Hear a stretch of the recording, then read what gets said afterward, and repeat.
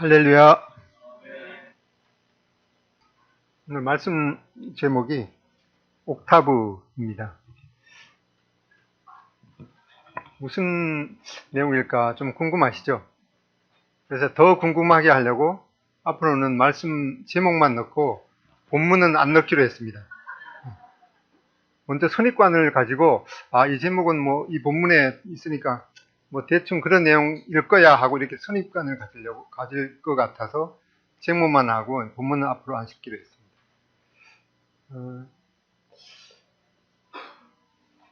그 녹화되는 거라서 그 음식점 그 실명은 이제 거론하기가 좀 그러는데 거기를 이렇게 가면은 어떤 생각이 드는가 하니까 옛날 그 어렸을 때 먹었던 어떤 뭐 어머니가 타주시던 미숫가루 그런 생각이 나고 아무튼 이제 거기 가면은 이제 음식 같은 것들이 옛날 그 생각을 어렸을 때 생각을 이렇게 생각나게 합니다. 그런 분위기가 좀 좋을 것 같죠, 그죠? 네, 그러면서도 그 현대적인 어떤 음식하고 이렇게 맞추어 놓으면은 그게 이제 들어가서 분위기라든가 아니면 이제 음식 맛 또 그런 걸 보면서 옛날 생각하고 또 이제 현대적인 그런 시설에다 또 새로운 그런 메뉴가 이렇게 합쳐지면은 아주 그게 뭐 장사가 잘 되는 것 같더라고요. 그래서 이 옥타브가 뭔가 하니까 도레미파솔라 시도 이렇게 해서 도로 시작돼서 이제 마지막 그 끝에 다시 도가 이렇게 오면은 이제 뭐 한 옥타브 이렇게 하죠. 그래서 그 한 옥타브 뭐 이렇게 하면은 이제 도레미파솔라시도 이렇게 해서 한 옥타브, 두 옥타브 이렇게 해서 그 마지막까지 이렇게 8번째 음을 탁 하면은 그게 이제 어떤 화음을 맞추기가 이제 잘 되겠죠. 그래서 뭐 어떤 우리나라의 그 제가 제일 그래도 좀 잘 듣는 그 복음성가 가수는 4옥타브를 노래를 한다고 그러더라고요. 그래서 아무튼 이게 팔을 그 옥타브라는 말이 원래 8번째라는 그런 뜻이죠. 옥타라는 말이 그 라틴어로 이제 8이라서 제 8번째 이렇게 해서 그 마지막 그 8번째 음이 되면은 이제 하나의 어떤 것이 이제 완성되는 이제 그런 것이죠. 그래서 우리가 지난번까지 뭘 들었죠? 예, 그 마태복음 13장에 나오는 7가지 비유를 봤는데 7가지 비유에서 이제 마지막 8번째를 딱 하면은 이게 어떤 이제 완성이 되는 그런 느낌입니다. 그래서 오늘은 마태복음 13장 51절부터 51절까지 뭐 2절밖에 안 되니까 읽겠습니다. 찾으셔서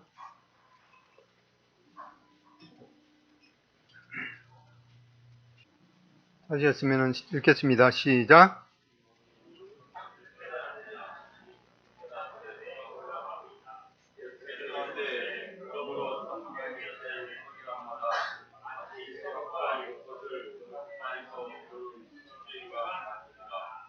예, 그래서 여기 읽었듯이 천국의 서기관 된 자마다 곳간에서 옛 것과 새 것을 잘 이렇게 내어오면은 아주 충실한 그 천국의 제자된 서기관이다 이렇게 말씀하신 걸 보게 됩니다. 앞에 우리가 중간에 빠진 분들이 있으셔서 이 비유로 말씀하신 이유에 대해서 다시 한번 복습해 보면은 여기 보면은 이제 그들이라고 얘기가 나오고 또 너희 이렇게 얘기가 나오는데 예수님께서 어떤 말씀을 하시고 이제 제자들을 향해서 이제 너희에게는 이 천국의 비밀이 허락되어 있는데 그들에게는 아니 되었다 이렇게 말할 때 이제 그들은 이제 예수님의 말씀을 진지하게 받아들이지 않는 이제 불신자를 의미하겠죠. 그래서 13장 11절에 보면은 대답하여 이르시되 천국의 비밀이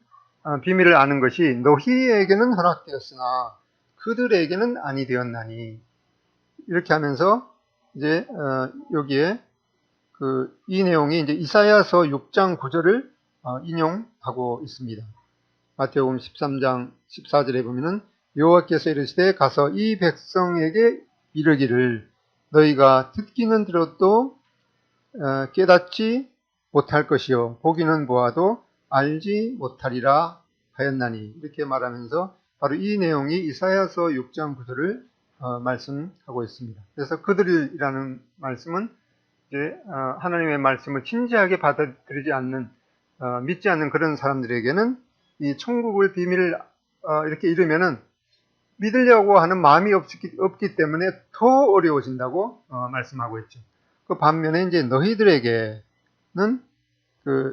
뭔가 하니까 이것은 이제 시편 78편 2절 말씀을 인용하면서 이는 선지자를 통하여 말씀하신 바 내 입을 열어 비유로 말하고 창세로부터 감춘 것들을 드러내리라 함을 이루려 하심이라. 그래서 너희들, 예수님께서 말씀하실 때 그 제자들, 예수님의 말씀을 진지하게 받아들이고 이제 믿고 순종하고자 하는 그런 마음이 있는 예수님의 제자들, 너희들에게는 이것은 처음부터 창세로부터 하나님께서 말씀하신 것을 알기 쉽게 잘 이제 드러낸다, 이렇게 말씀하고 있습니다.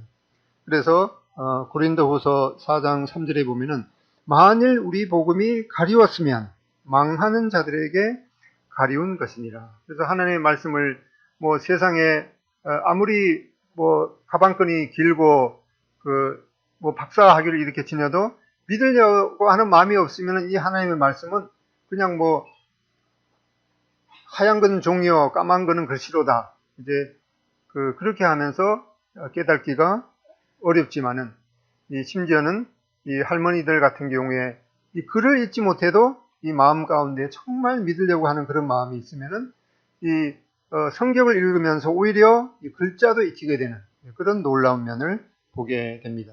우리는 이 마태복음 13장에 있는 비유가 이 천국에 대한 그런 비유라고 말씀했는데, 여기 천국이라는 말은 우리가 보통 이제 예를 들어서 믿은 후에 이제 죽어서 가는 그 천국을 의미하기 그 전에 이 땅에서 예수님을 믿는, 하나님의 말씀을 믿는 그런 무리들 가운데 이제 하나님의 통치가 이루어지는 그런 이 하나님의 통치 영역, 예수님을 왕으로 모신 그런 사람들에게 하나님의 통치가 임하는 그런 왕국을 의미합니다. 그러면은 하나님의 나라가 이미 임했는가, 임하지 않았는가? 그 대답이 뭐라고 했죠? 잘 기억하지 않으면은 이제 다시 한번 설명해도 이제 좋을 것 같아요. 그러면 이제 자유롭기도 하고, 답은 이미, 그러나 아직입니다. 이미 하나님의 나라가 임했죠. 예수님께서 말씀하시기를 천국이 여기 있다 저기 있다 하는 것이 아니요 이미 너희 가운데 있느니라, 이렇게 말씀하시므로 이미 예수님을 믿는 그 사람들의 심령 가운데 하나님의 통치가 이미 있기 때문에 하나님의 왕국이 이미 임했습니다.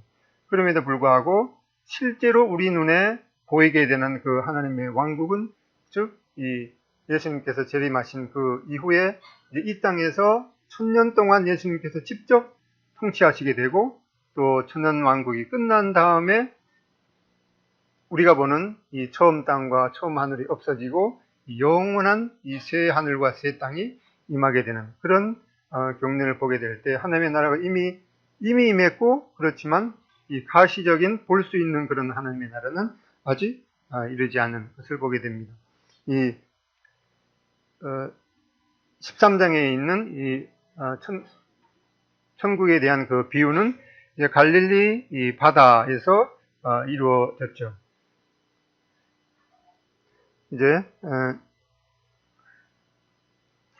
여기가 이제 요렇게가 이제 이스라엘 땅이고, 요 위가 이 갈릴리 바다, 육지 가운데 있지만은 이게 호수가 이 크기 때문에 호수라고 얘기도 하고 바다라고 얘기도 합니다. 그래서 여기 아직 안 갔다 오신 분들이 더 많겠지만은 얼핏 이렇게 가보면 이제 바다 같아요. 그러니까 크기가 얼마나 되는가 하니까 또 기억 못 하시죠?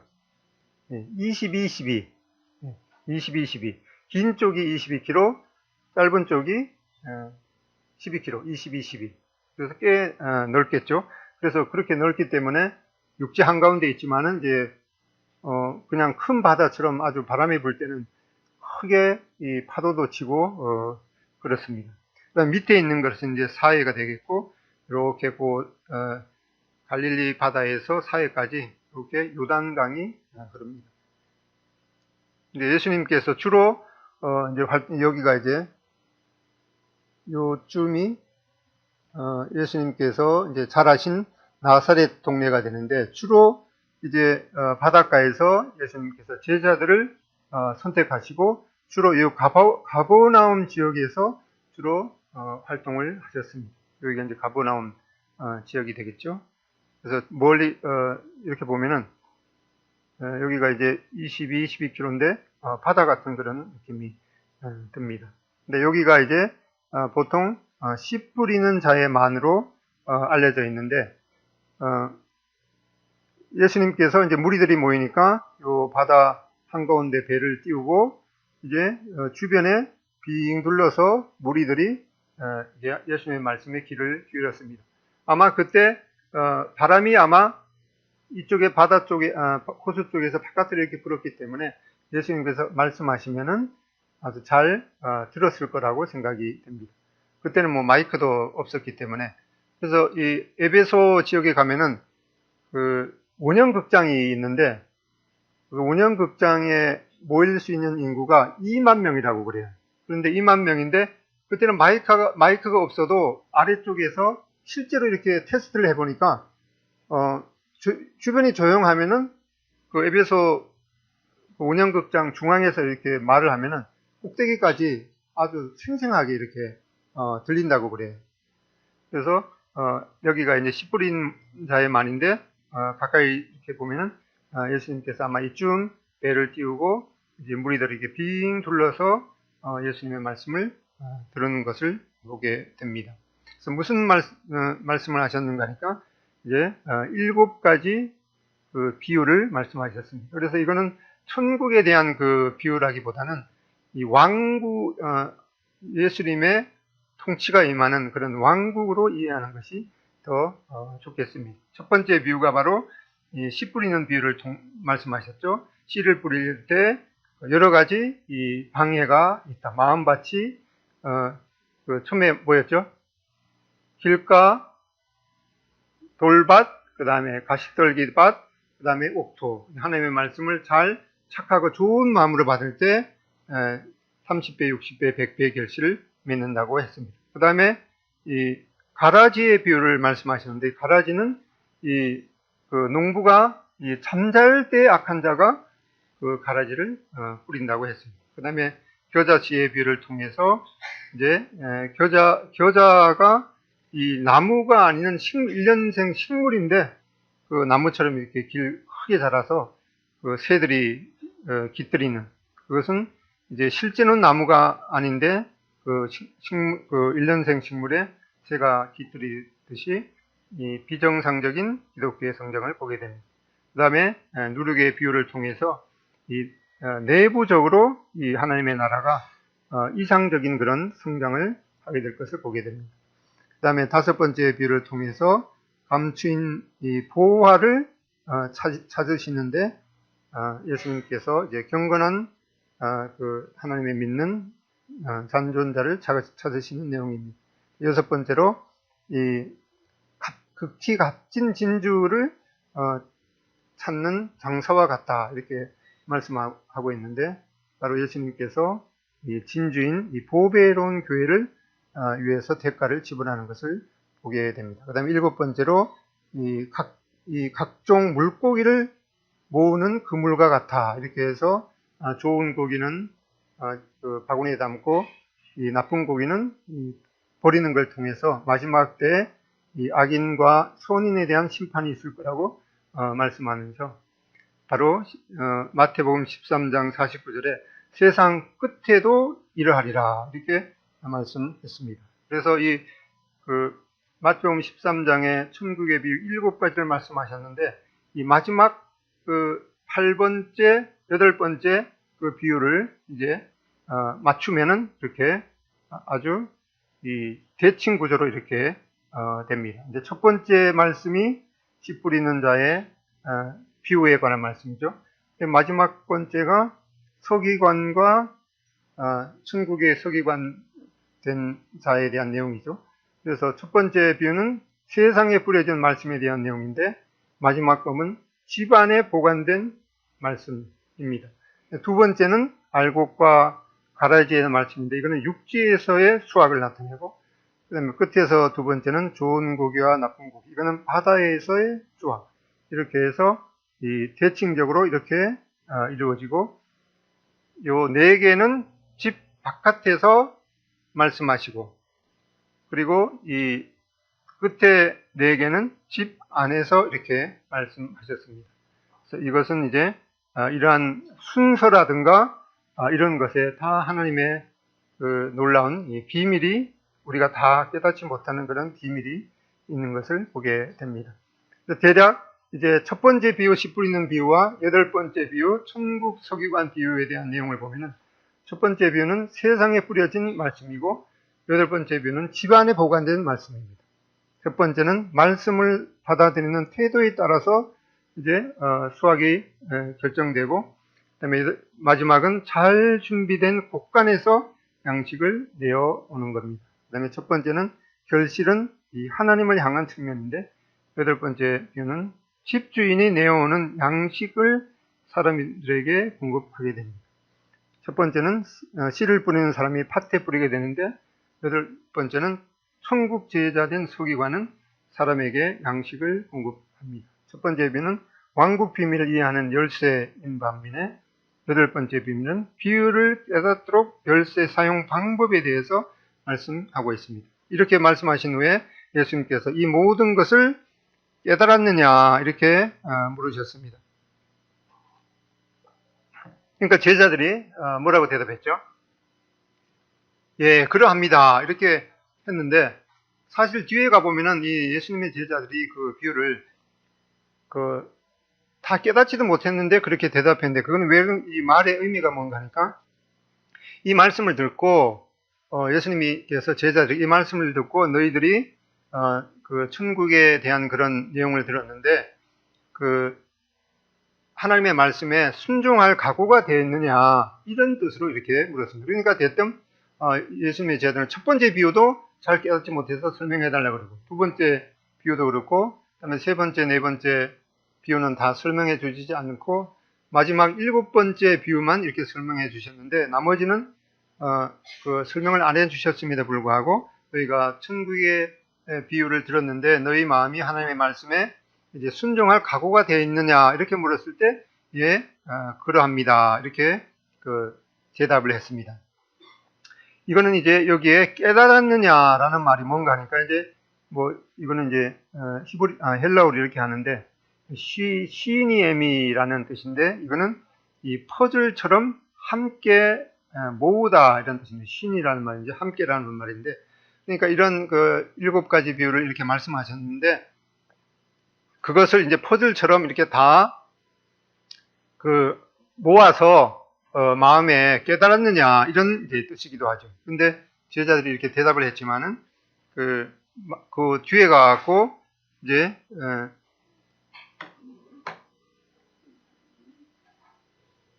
마태복음 15장 한번 보겠습니다. 15장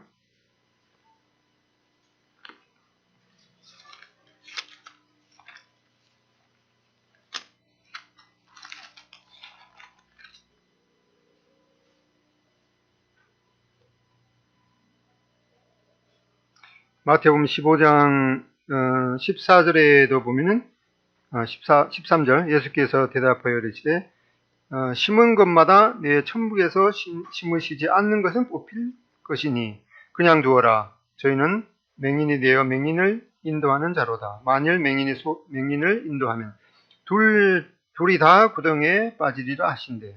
15절 베드로가 대답하여 이르되 이 비유를 우리에게 설명하여 주옵소서. 조금만 다른 비유를 이렇게 말해도 베드로가 또 깨닫지 못해갖고 설명해 주십시오. 이렇게 한 거 보면 앞에 내용도 정확하게 깨닫지도 못했는데 아무튼 이렇게 대답을 했습니다. 여기 보면 이제 이 천국의 이 서기관에 대해서 말씀하고 있는데, 이 서기관이라는 말은 이제 그 헬라어로 이제 그람마투스인데, 여기에서 이제 이 그래머라는 이제 영어를 공부하시는 분이 문법을 그래머라 그러죠. 그래서 이제 그 여기에서 나오는데, 보통 이제 서기관 하면 우리는 생각하기를 뭐 소련 서기장은 최고 권력자죠. 그래서 그런 걸 생각하는데, 이 한자는 똑같이 쓰는데 그 영어로는 이제 틀리죠. 영어로는 이제 서기관은 이제 그 무슨 역할을 했는가 하니까 옛날에 그 구약 성경은 뭐 복사기가 없으니까 그 하나님의 말씀을 이제 기록하고 복사를 해서 이제 보관하고, 그러다가 보니까 이 하나님의 말씀을 이제 잘 이제 그 계속해서 복사하고 쓰기도 하고, 그러다가 보니까 이제 하나님의 말씀에 대해서 잘 알겠죠. 그러니까 다른 사람들에게 이 하나님의 말씀, 하나님의 율법을 교육을 하고 가르치는 그런 이제 학자가 바로 이 서기관입니다. 그래서 다른 성경을 보면 이 서기관이라는 말을 율법 학자라고 이렇게 적혀 있습니다. 또 그렇게 해서 이제 그러다가 보니까 이제 이 하나님의 말씀을 잘 정확하게 복사를 하고 기록을 하고 또 보관하고 가르치고 이래야 되기 때문에 어렸을 때부터 이 구약의 하나님의 말씀에 대해서 잘 이제 가르치다가 보니까 이 대부분의 그 당시에 서기관들은 구약 성경을 통째로 뭐 거의 암송했다고 그래요. 그때는 뭐 책이라는 게 다른 책이 없고, 뭐 하나님의 말씀을 읽으니까 뭐 그 하나님의 말씀만 계속 읽고 쓰고 이러다가 보니까 이 구약 성경을 거의 통째로 외울 정도가 이렇게 됐습니다. 근데 그러다가 보니까 이제 이 이스라엘이 이제 그 신정 국가이기 때문에 어떤 종교적인 뭐 법칙을 제정한다거나 그럴 때 이런 사람들이 이제 법률을 만들고, 그 다음에 그러다가 보니까 또 재판까지 이렇게 하다가 보니까 이제 권력을 얻게 되고, 나중에 이제 예수님 시대에는 이러한 서기관들 중에서 이제 좀 뛰어난 사람들이 이제 산헤드린 공회라고 하는, 그 당시에는 이제 입법, 사법, 행정을 총괄하는 그런 사람들이 되었죠.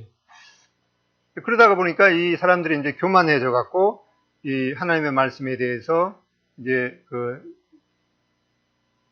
잘 알지도 못하면서 이 자기들의 그 개인적인 어떤 견해를 갖게 되고, 또 실제로 실천도 하지 않는 이제 그런 면이 있었는데, 바로 이제 예수님께서 오셔서 서기관들의 그런 모습에 대해서 지적을 하니까 이제 이 서기관들도 이제 자존심에 상하겠죠.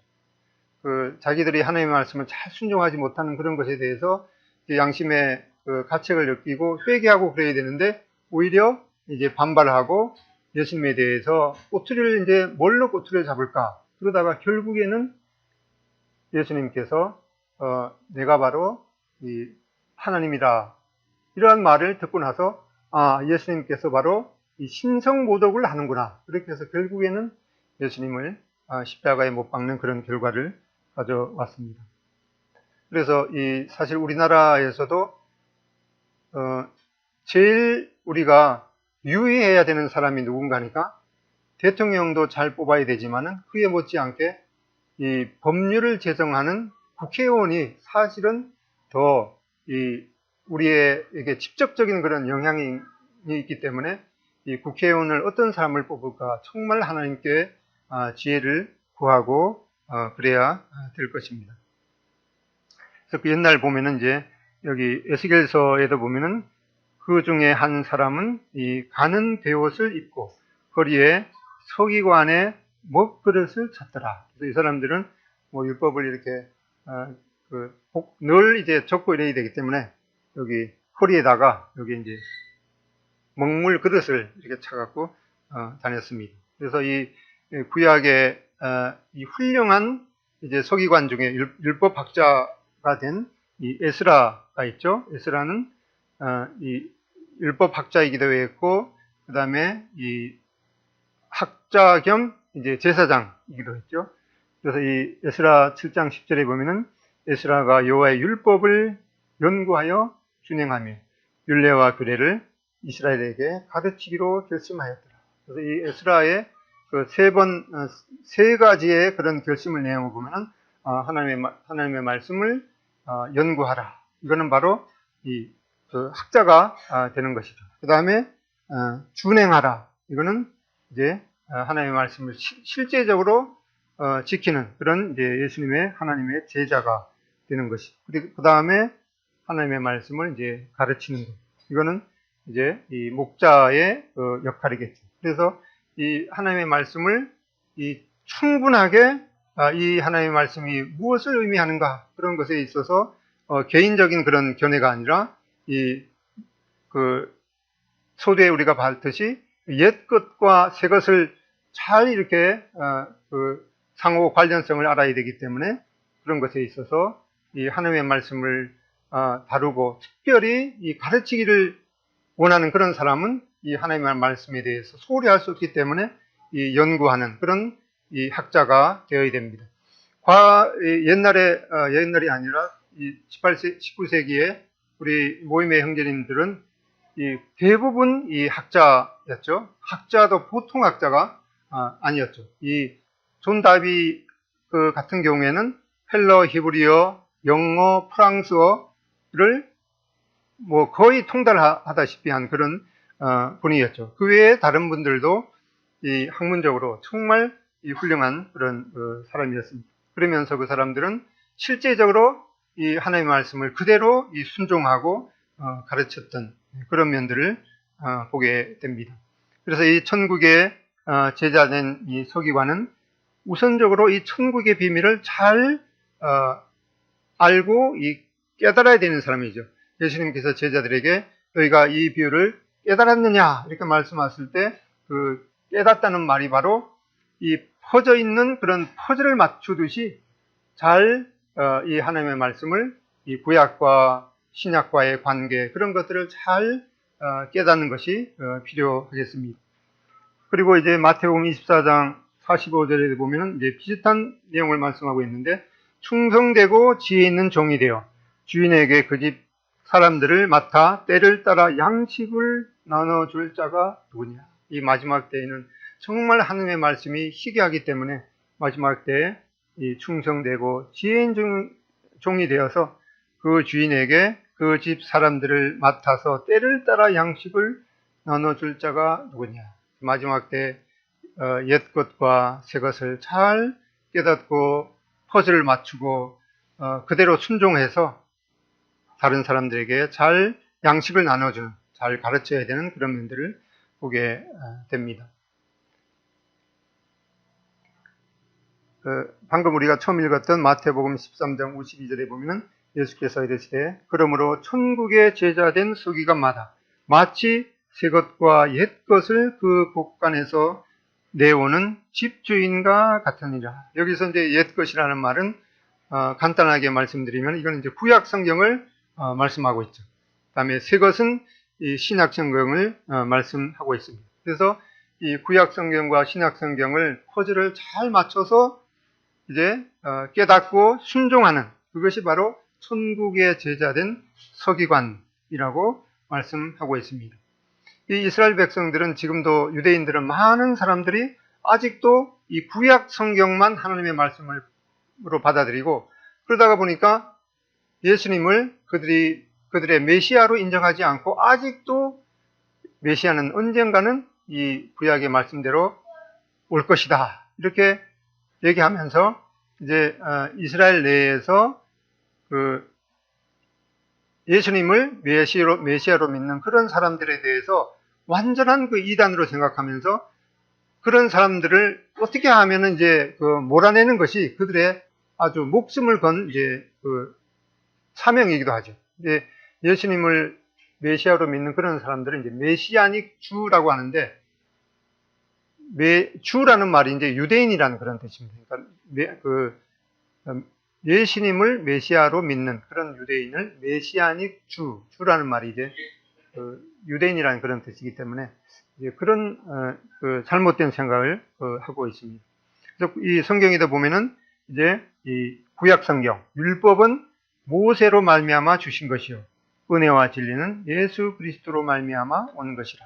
그러니까 이 구약 율법을 통해서 우리는 이 죄를 깨닫게 되고, 이 죄를 깨닫게 되고 나서 이 은혜와 진리가 충만하신 예수님에게 가서 우리가 이 회개하고 우리 자신이 어떠한 모습인가 바라보게 되고 예수님을 구주와 주님으로 영접함으로 하나님의 자녀가 되는, 그것이 바로 이 옛것과 새것을 잘 포즈를 맞춰서 이제 깨닫는 그런 이 천국의 제자된 서기관인 것을 보게 됩니다.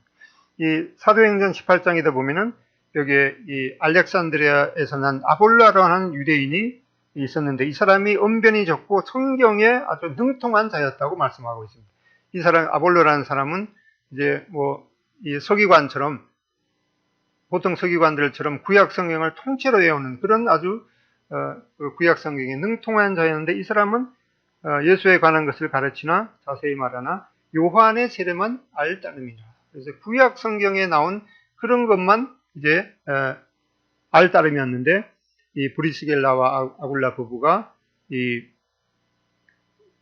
아볼로를 이제 자기 집에다가 데려다가 하나님의 도를 정확하게 풀어 이르더라. 그래서 이 브리스겔라와 아굴라 부부는 이제 아볼로 그 구약 성경에 통달한 그런 이제 학자였지만은 그 사람에게 구약과 신약을 잘 이렇게 퍼즐을 맞춰서 이제 가르쳐 줬죠. 그러니까 이 아볼로가 이제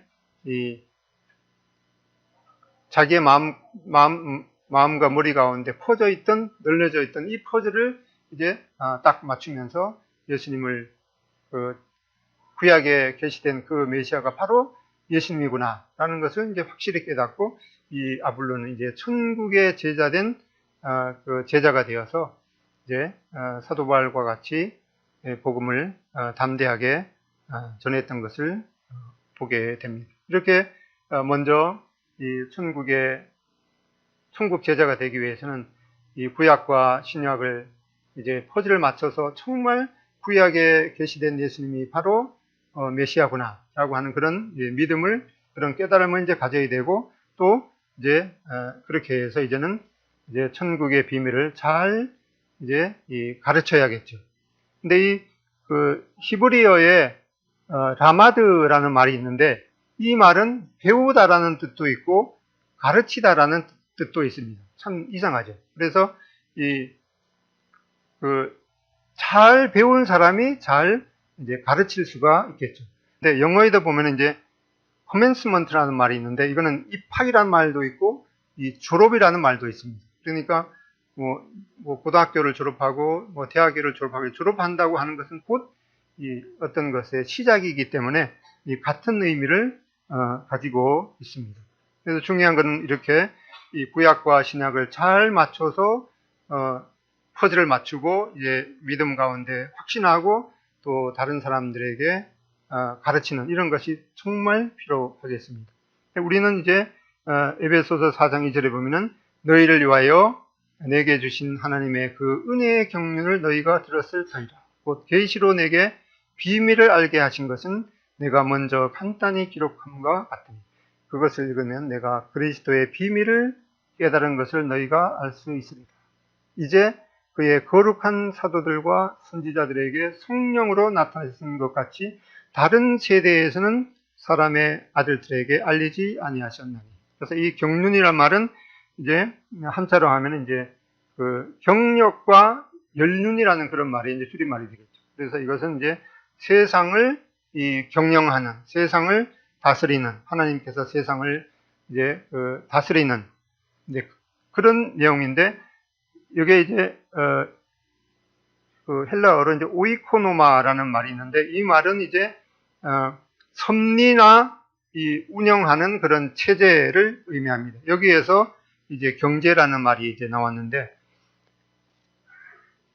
그러니까 이제 여기 내게 주신 하나님의 은혜의 경륜을 따라서 할 때 여기에서 이 하나님께서 운영하시는 이제 섭리 또 체제를 따라서 한 것을 너희가 들었을 것이라 이렇게 말씀하고 있는데, 여기 경륜이라는 말을 이제 여기 영어로 하면 dispensation인데, 바로 이것은 이제 그 세대적으로 하나님의 말씀을 분별하는 것입니다. 이걸 다른 말로 하면 이제 경륜에 따라서 분별하는 것이라고 하는데, 그래서 이 간단하게 보면은 구약의 경륜과 신약의 경륜이 다른 것이죠.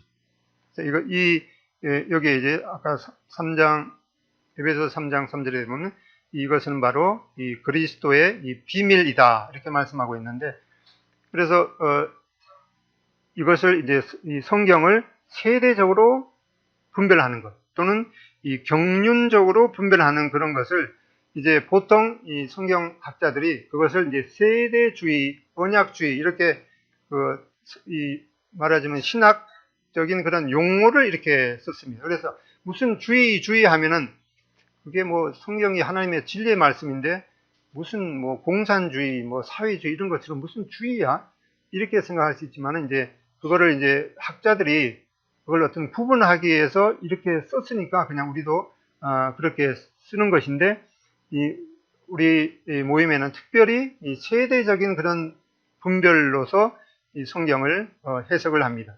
그래서 이 세대적인 분별의 특징은 일관된 이 문자적 해석을 하게 됩니다. 그래서 성경은 이제 기본적으로 하나님께서 우리들에게 이 문자를 통해서 말씀하셨기 때문에 일반적인 그런 그 어떤 심오한 그 뜻을 있다고 영해를 하는 것이 아니라 문자적으로 이 해석을 하는 것입니다. 그리고 두 번째는 이스라엘과 교회를 이제 구분하는 것입니다.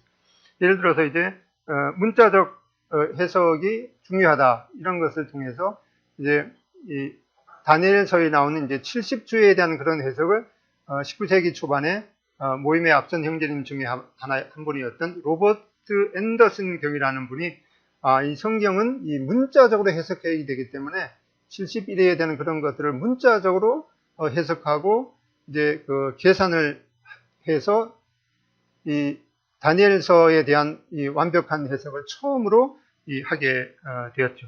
그리고 이스라엘과 교회를 구분하는 것은 이제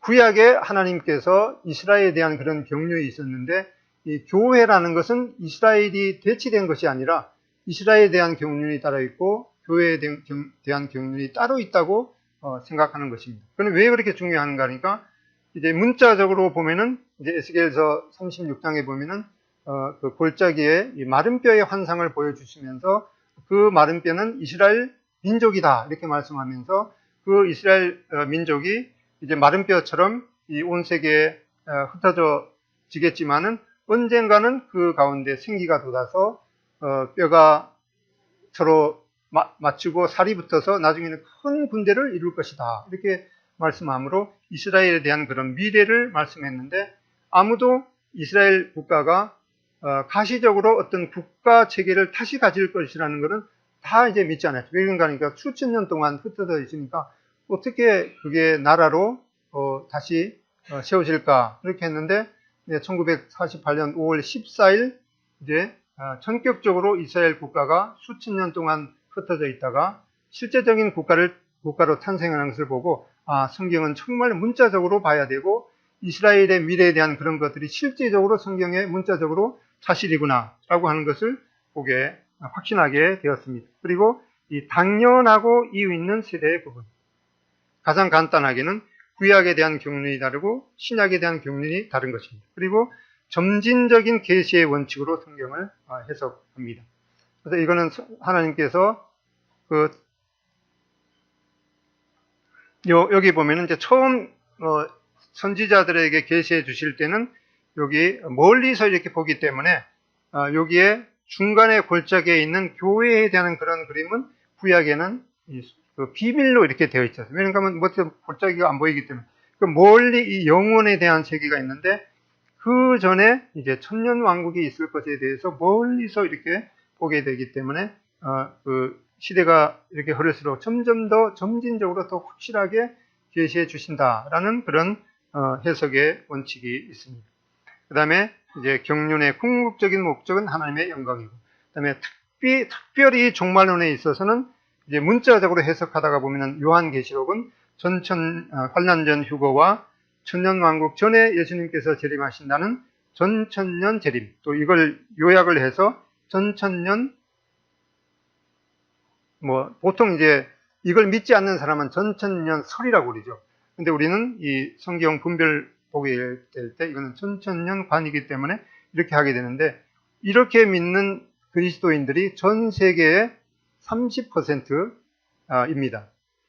그런데 우리나라에는 몇 퍼센트 될까? 대략 계산해 보면 아마 10%도 안 될 것 같습니다. 그러니까 시중에 왜 그런가 하니까, 우리나라에 이제 그 기독교가 처음 들어올 때는 이 장로교 아펜셀러 언더우드 북장로교 출신의 선교사들이 들어왔기 때문에 그 사람들은 이제 우리가 분별하는 이런 것하고 이제 다르게 분별하게 되죠. 그래서 여기에서 이스라엘과 교회에 구분이 있는데, 그 사람들이 이제 구분하지 않기 때문에 구약에 있는 그런 이 모든 예언들은 예수님께서 초림하심으로 말미암아서 모든 것이 성취되었다, 이렇게 잘못 생각하게 됩니다. 그래서 이 하나님에 대한 그 성전도 예수님께서 오심으로 말미암아서 모든 것이 성취되었다, 이렇게 말씀하기 때문에 이 에스겔서 40장부터 끝절까지 있는 에스겔 성전에 대한 것은 어떻게 해석을 못하는 거죠. 왜냐면 하니까 그 에스겔서에 나와 있는 성전이 천년왕국에 예수님께서 직접 오셔서 건축할 그 성전이기 때문에 거기에 대해서 이제 답을 못하게 되죠. 그런데 이거는 이제 교회에 대한 경륜과 이스라엘에 대한 경륜이 문자적으로 실제적으로 있을 거라는 그런 해석을 거부하기 때문에 그런 내용이 나옵니다. 아무튼 우리나라의 이런 그 세대주의적인 분별을 가진 그 사람들이 한 10% 정도가 되기 때문에 이제 세계적으로 이런 세대주의의 관점을 가르치는 그 학교가 이제 미국 모임에서 운영하고 있는 엠마우 성경학교라든가, 그다음에 그 달라스 신학교, 그다음에 존 메가더 목사가 있는 메스터 세미나리, 그다음에 무디 이 학교 이런 것이 되고, 그다음에 우리나라에서 이 세대주의적인 그런 분별을 가르치는 데는 아마 한두 군데 정도, 그 중에서도 이제 박준혜 형제님이 요한복음 강해를 썼을 때 거기 추천서를 써주신 이제 장두만 교수가 계시던 이제 지금 학교가 이천에 있는 성서침례대학원, 그 정도가 이제 이 세대주의적인 분별을 가르치고 있습니다. 그래서 이렇게 분명하게 이 세대주의적인 그런 분별로서 우리 모임의 그 성경에 근거한 그런 이 좋은 전통을 우리가 확신하지 못하고 또 후세대들에게 가르치지도 못하고, 그리고 이러한 것들에 대한 중요성을 깨닫지 못할 때는 우리 모임에 대한 그 미래가 참 별로 희망적이지 못한 그런 면들을 보게 될 때, 정말 이 외부에 대한 그런 말씀을 들을 때는 정말 이제 우선적으로 이제 그런 것들을 이제 분별할 수 있는 그런 능력이 된 후에 이런 것들은 좀 내가 그 전통적으로 배웠던 그런 것하고 다르지, 이런 것을 분별할 수 있을 때까지는 그런 것들을 하지 않는 게 좋습니다. 그래서 우선적으로 어디 정말 깊이 배우기를 원하시는 분은 이제 CTI 그 합숙 과정을 하든가, 아니면은 사이버 과정을 통해서 하시든가, 아니면 그것도 이제 허락이 안 되면은 이제 우선적으로 이 중요한 교리에 대해서 세대적인 분별을 가르치는 그런 책들을 우선적으로 보는 게 중요합니다. 이게 이제 그 평신도 신학입문이라는 게 제목이 원래 제목은 기초 교리라는 그런 책인데, 이것이 좀 오래되었기 때문에 최근에 나온 책이 이 세 권입니다. 이거는 이제 지금도 달라스 신학원에서 그 조직신앙을 가르치고 있는 스피겔이라는 분이 쓰신 것인데, 이것을 이제 이천에 있는 성서침례대학원에서 번역한 그런 책입니다. 그래서 이런 책들을 우선적으로 이제 보시는 것이 좋겠죠. 그리고 이 세대주의 뭐 그게 그렇게 뭘 중요합니다. 그래서 이 세대주의의 바른 이해, 이게 3일 전에 개정판이 출간된 것인데, 정말 뭐 나는 성경을 깊이 배우기를 별로 원치 않는다, 그런 분들은 이제 안 읽으셔도 되는데, 나는 좀 더 성경을 깊이 배우기를 원하고 또 다른 사람한테 가르치기를 원한다, 그러면은 이런 책을 읽지 않고는 가르치면은 정말 모임 가운데 혼란만 일으키기 때문에 정말 주의하셔야 됩니다. 그래서 이런 것들이 중요성을 안고 내년에는 이제 성경 공부 시간에 그리스도인의 4단계 훈련이라고 하는 이 4권을 우리 그룹교대 시간에 공부하게 될 텐데, 이것도 이제 성경부터 시작해서 종말에 관한 그런 견해를 드리기 때문에 옛날에 한번 배우시기도 했겠지만 다시 한번 잘 배우시면 좋겠습니다. 이렇게 해서 이제 마태복음 13장 53절에는 예수께서 이 모든 비유를 마치신 후에 그곳을 떠나서 고향으로 들어가서 그들에서 회당에서 가르치시니 그들이 놀라 이르되 이 사람의 이 지혜와 이런 능력이 어디서 났느냐. 이 모든 8가지 옥타브를 한 옥타브를 이제 마치시고 이 나사렛, 여기가 이제 나사렛인데, 제가 지난번에 가서 여기에서 하룻밤을 묵었는데, 어디인지는 잘 감이 안 되네. 아무튼 작은 동네입니다. 여기서 예수님께서 이제 자라신 것을 보게 됩니다. 그래서 거기 가셔서 이제 옥수일도 이렇게 하셨죠. 그래서 이 예수님께서도 이 가구를 지으면서 이 나무를 이렇게 잘라서 어디에다가 이렇게 붙이고 또 구멍을 뚫어서 이렇게 잘 집중하는 그런 것들을 이제 아버지 요셉한테도 배우고, 또 예수님께서 하나님의 지혜를 받아서 이런 적재적소에 이러한 가구들을 잘 집중하는 이런 것들을 배워 실제로 실행하고, 그래서 이 예수님 요셉 아버지와 예수님이 운영하는 그 가구점은 정말 하자가 없는 아주 명품 가구점이 되었을 것입니다. 이제 마지막에 보면은 마태복음 13장 52절 이 메시지 성경이라고 있는데, 메시지 성경이라든가 뭐 현대역 성경, 그걸 우선적으로 보는 것은 좀 그렇지만은 개역 개정을 읽다가 보면은 잘 이해가 가지 않거나 좀 어려우면은 이 메시지 성경이라든가 현대역 이런 성경을 이제 보조적으로 읽으면은 잘 이해하시는 데 도움이 될 것입니다. 메시지 성경으로 마태복음 13장 52절 읽어보겠습니다. 시작. 너희가 보다시피 하나님 나라에 훈련 잘 받은 학생은 마치 편의점 주인과 같아 무엇이든 필요한 것이면 신상품이든 재고든 꼭 필요한 때에 척척 찾아낸다. 그래서 우리가 정말 천국의 제자된 이 서기관답게 하나님의 옛것, 이것은 바로 이 구약성경, 새 것은 신약성경, 구약성경과 신약성경을 이제 잘 읽고 또 배우고 또 다른 사람에게 가르치기를 원하는 사람은 정말 이런 것들을 잘 퍼즐로 맞출 필요가 있겠습니다. 디모데후서 3장을 보고 마치겠습니다.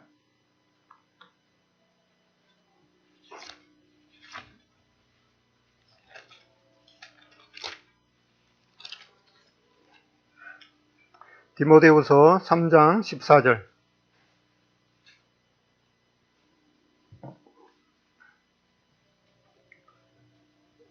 디모데후서 3장 14절 다 같이 읽고 마치겠습니다. 시작. 그러나 너는 배우고 확신한 일에 거하라. 네가 누구에서 배운 것을 알며. 15절. 또 내가 어디서부터 성경을 알았느냐. 성경은 능히 너로 하여금 그리스도에 나 있는 믿음으로 말미암아 구원에 이르는 지혜가 있게 하느니라. 그래서 우리가 배웠던 대로 확신하고 또 그 가운데 거하는 이러한 삶이 되기를 원합니다. 기도하고 마치겠습니다. 아버지 하나님, 저희들에게 또 이와 같이 주님께서 저희들에게 어떠한 사람이 되기를 원하는 그런 말씀을 해 주셔서 감사를 드립니다. 저희들이 하나님의 말씀을 깨닫기가 참 둔하고, 또 하나님의 말씀을 들었을지라도 다른 생각을 하며 또 순종하기 어려운 그런 참 목이 고든 저희들인 것을 고백을 드립니다. 하나님의 말씀을 저희들이 옛 것과 새 것을 잘 퍼즐을 맞춰서 가르침을 받은 대로 또 확실하게 거하는 그런 자들이 되게 해주시고, 또 여러 가지 혼잡한 그런 말씀들이 난무하는 이 가운데 저희들이 참 믿음의 선진들이 저희들에게 가르쳐준 그런 하나님의 말씀에 잘 확신하고 거할 수 있도록 인도해 주시기를 기도드립니다. 오늘 또 함께하지 못한 그런 식구들도 어디에 있든지 참 하나님의 말씀을 사모하는, 또 모이기를 힘쓰는 그런 마음이 되도록 인도해 주시기 기도드립니다. 예수님의 존귀하신 이름으로 기도드립니다. 아멘.